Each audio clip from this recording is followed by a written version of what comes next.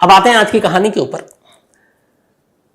कोई भी शायद इस बात को यकीन नहीं करेगा कि एक क्राइम हो, खासतौर पर एक कत्ल हो, और खुद पुलिस नहीं चाहेगी कि उस कत्ल का वो जांच करे, कातिल तक पहुंचे, मरने वाली के बारे में पता करे वो कौन है, और बस पल्ला झाड़ने की कोशिश करे।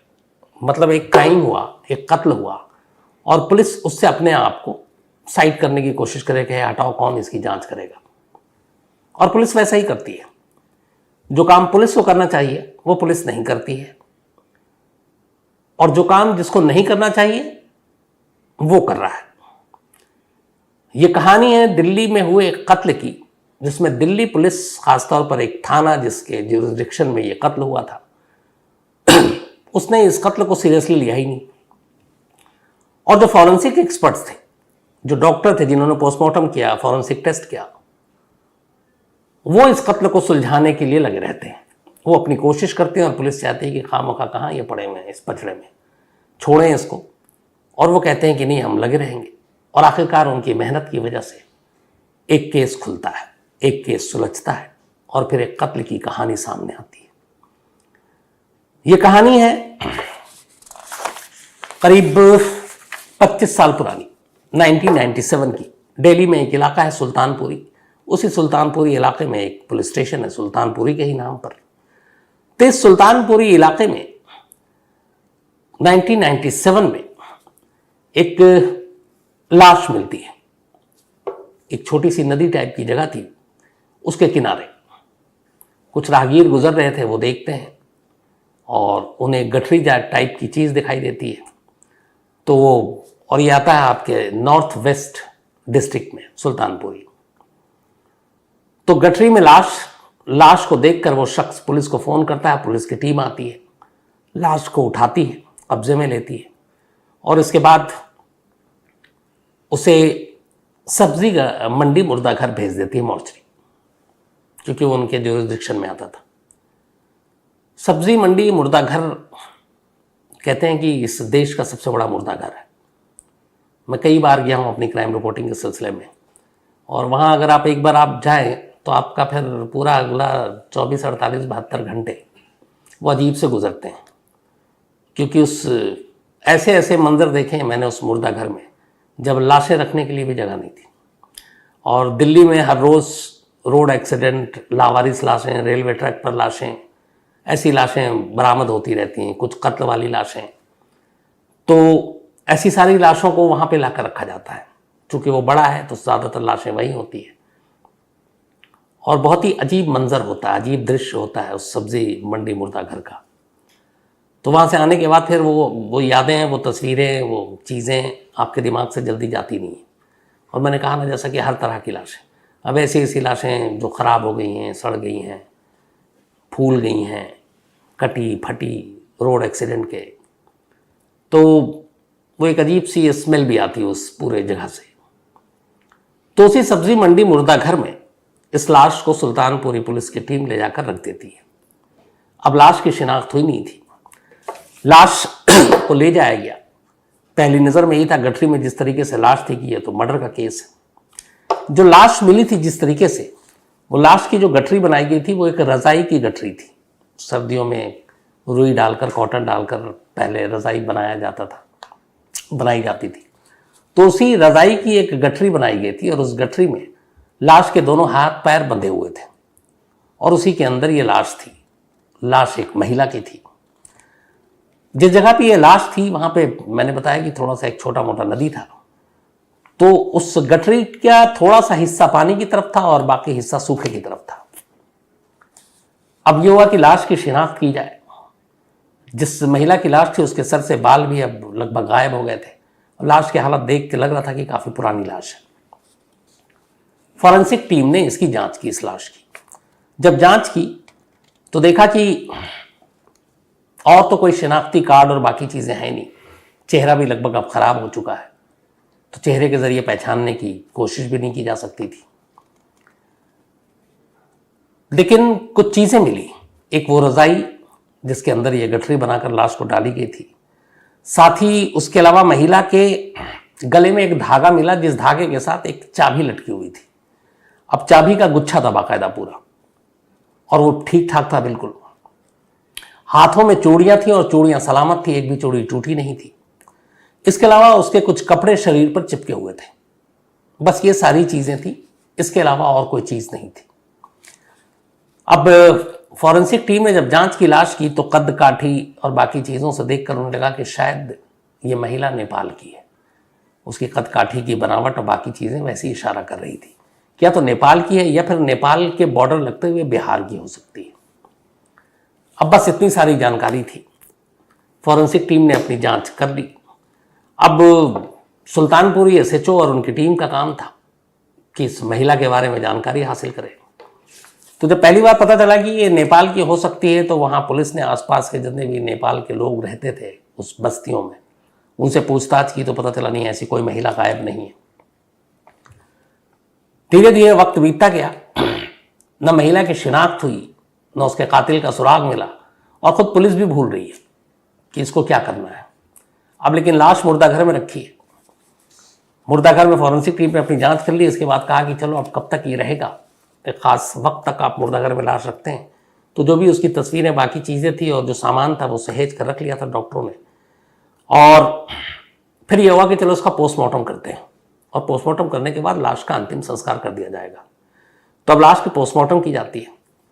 जो पोस्टमार्टम करते हैं मिस्टर के.एल. शर्मा थे उस वक्त फॉरेंसिक के, जिन्होंने ये पोस्टमार्टम किया था। काफ़ी जाने माने दिल्ली के ये forensic expert doctor KL. Sharma. तो इन्होंने पोस्टमार्टम किया। उस पोस्टमार्टम के जरिए पता चला कि उसके सर पे एक चोट के निशान है और ऐसा लगा था कि किसी वजनी चीज से मारा गया। गले पे किसी वायर के निशान थे तो उससे यह साबित हुआ कि उसका गला घोटा गया, गला भी घोटा गया और उसके सर पे वजनी चीज से मारा भी गया।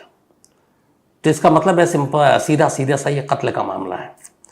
अब पुलिस को ये सारी चीजें बता दी डॉक्टर साहब ने पोस्टमार्टम रिपोर्ट।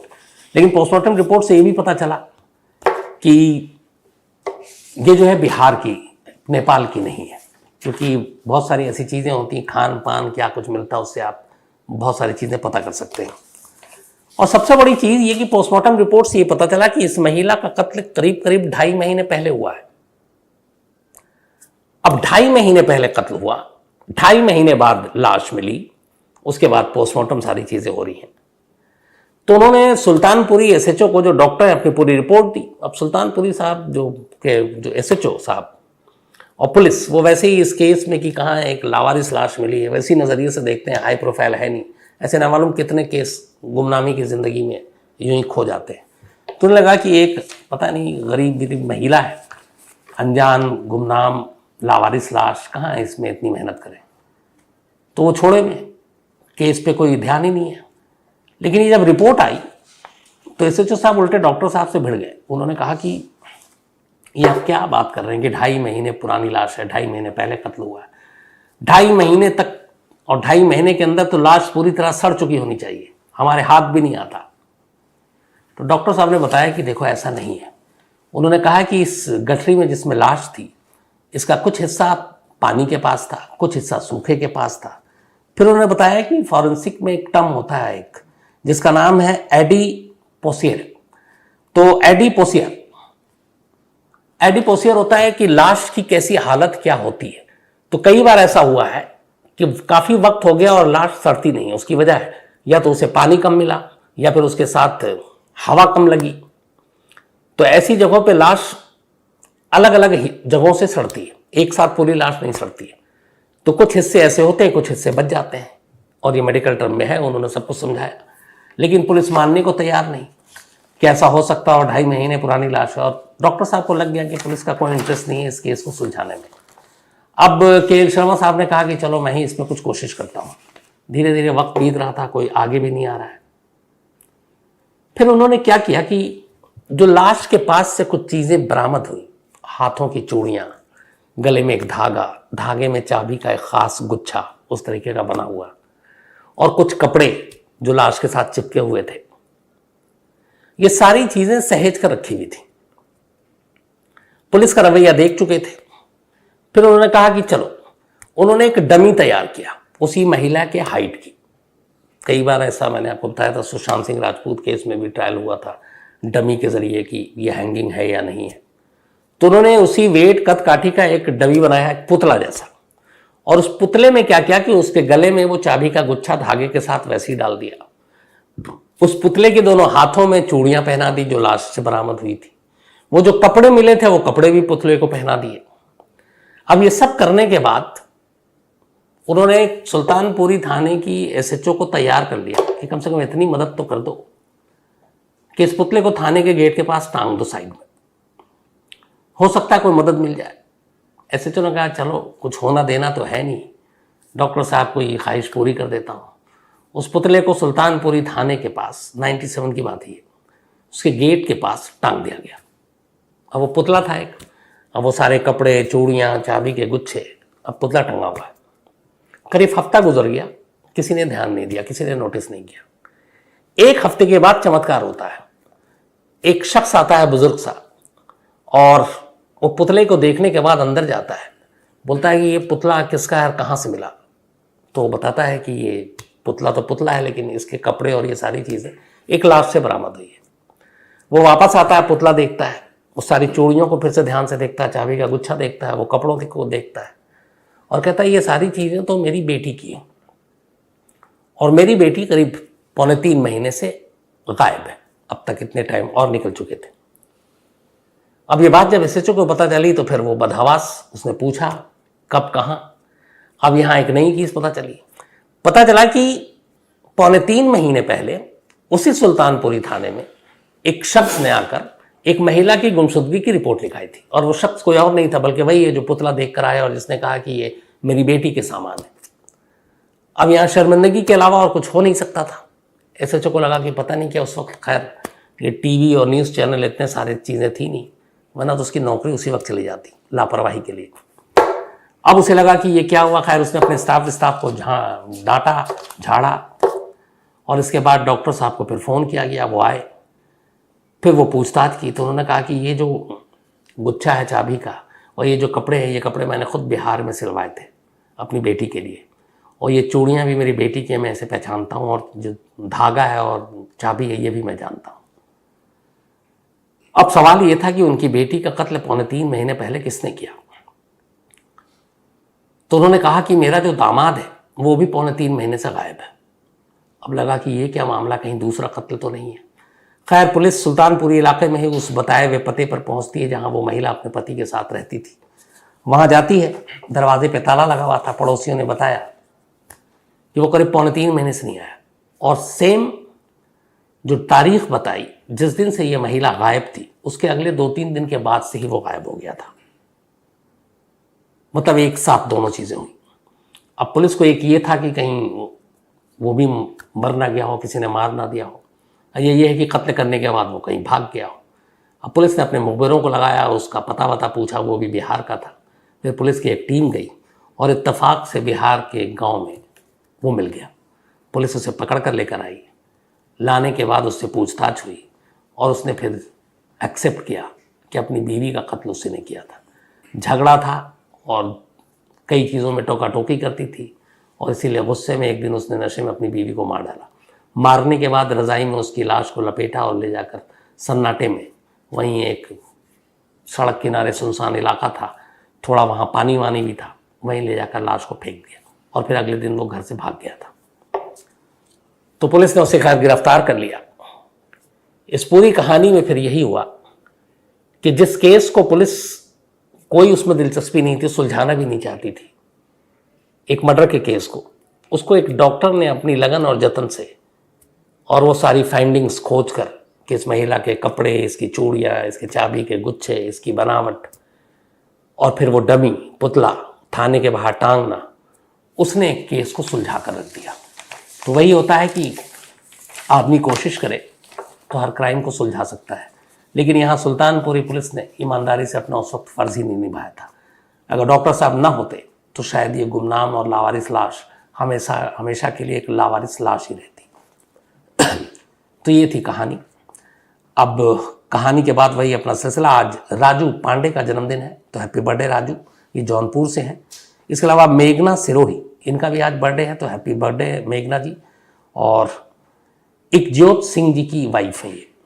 साथ ही अनंत जायसवाल का भी आज बर्थडे है, तो हैप्पी बर्थडे अनंत। और सुधीर कुमार जी ने भेजा है। प्रिंस कुमार परमार, इनका भी आज बर्थडे है, तो हैप्पी बर्थडे प्रिंस। और जितेंद्र सिंह जी ने भेजा, उनके बेटे हैं। इसके अलावा अजय परवाल साहब की एनिवर्सरी है आज। इन्होंने अपनी वाइफ का नाम लिखा नहीं, लेकिन आप दोनों को बहुत बहुत बधाई, अजय परवाल साहब, और ये मंगोलिया से हैं।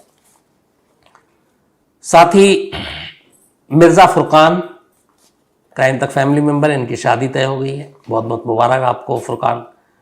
बबीता अकापोयल, इसके अलावा जसकीरत सिंह ने एक स्टोरी की फरमाइश की है, बलकार सिंह खोसा ने एक स्टोरी की फरमाइश की है, रजत भारद्वाज जी ने भी की है कहानी की फरमाइश, Kaushal Patel thank you so much, और एक कहानी की भी फरमाइश की है, विकास कुमार जहानाबाद से एक कहानी की फरमाइश की है। इसके अलावा आयशा सैयद कह रही हैं आप हॉरर स्टोरी सुनाएं, मैं नींद नहीं आती बिना हॉरर स्टोरी सुने। अब मैं इतनी सारी हॉरर स्टोरी कहाँ से लाऊं आयशा, लेकिन फिर भी कोशिश करूँगा। इसके अलावा राजेश बतकोती जी हैं, और ये बीमार हैं, हॉस्पिटल में हैं, तो आप फटाफट अच्छे हो जाइए, आपको ऊपर वाला हमेशा अच्छा रखे। फैज़ान रशीद हैं, थैंक यू सो मच, आपने जो लिखा और आपने जो सलाह दी। इसके अलावा देबाब्रोता बनर्जी हैं, और शेख मुजीबुर रहमान की कहानी सुनना चाहते हैं। मुझे याद आ रहा शायद मैंने ये सुनाई है, एक बार फिर उसे कंफर्म कर लूँगा। इसके अलावा अश्वनी सिंह जी हैं, थैंक यू सो मच, और आपने जो कुछ भेजा है मैं उसको पढ़ूंगा। तो इसके अलावा उमेश गुप्ता जी कनाडा से, और वलंगानी विवेन उर्फ दीपा, इन लोगों ने कल की ईरान की कहानियों के ऊपर लिखा है। तो अफसोसनाक कहानी है। ऐसा नहीं कि ईरान में पढ़े लिखे लोग नहीं, ईरान में सब पढ़े लिखे लोग हैं। उस कहानी में एक और चीज़ थी कि जो बाद में जब पकड़े गए थे जज बच, तो उसमें ये हुआ था कि जब इंटेलिजेंस यूनिट ने उसकी जांच की, तो उसमें ये जो बाकी चीज़ें सामने, उसमें ये था कि इसमें जिस जज ने फैसला सुनाया था, उस जज की पर्सनल खुन्नस थी, खुंदक, क्योंकि एक तो उस लड़की ने हिजाब हटाया, दूसरा उसने जूता निकाल कर या चप्पल निकाल कर फेंका था। तो हालांकि एक जज को फैसला सुनाते वक्त इन चीज़ों का ख्याल रखना चाहिए, लेकिन उसने निजी दुश्मनी में इतना बेरहम फैसला सुनाया था, और इस तरीके से उसे, उस जो नाबालिग थी, उसे फांसी की सज़ा दी थी, और इसीलिए उस जज को बाद में गिरफ्तार भी किया गया। लेकिन जो भी था बेहद अफसोसनाक था। तो आज कहानी में इतना ही। अब आपसे मुलाकात होगी कल रात 9 बजे, लेकिन उससे पहले एक चीज़ और आपको बताऊं कि वापस कोरोना बहुत तेज़ी से फैल रहा है। दिल्ली में भी केसेस बढ़ रहे हैं, देश में भी बढ़ रहे हैं, दुनिया में भी बढ़ रहे हैं। और आजकल मैं आसपास अपने देखता हूँ हर तीसरे शख्स का गला ख़राब है, फीवर है। मेरा भी आप देख रहे होंगे पिछले कई दिनों से गला ख़राब है। तो हालांकि मैंने RT-PCR टेस्ट कराया है तो निगेटिव है, पर आप सभी लोग अपना ख्याल रखें, क्योंकि ये फिर से कोरोना दस्तक दे रहा, बढ़ रहा है। तो सबसे ज़रूरी है ख्याल रखना, मास्क पहनना, सोशल डिस्टेंसिंग, तो बाकी सब फिर अच्छा होगा। तो अब इतना ही आज। मुलाकात होगी कल रात 9 बजे किसी नई कहानी के साथ। तब तक अपना ख्याल रखिए। Thank you very much.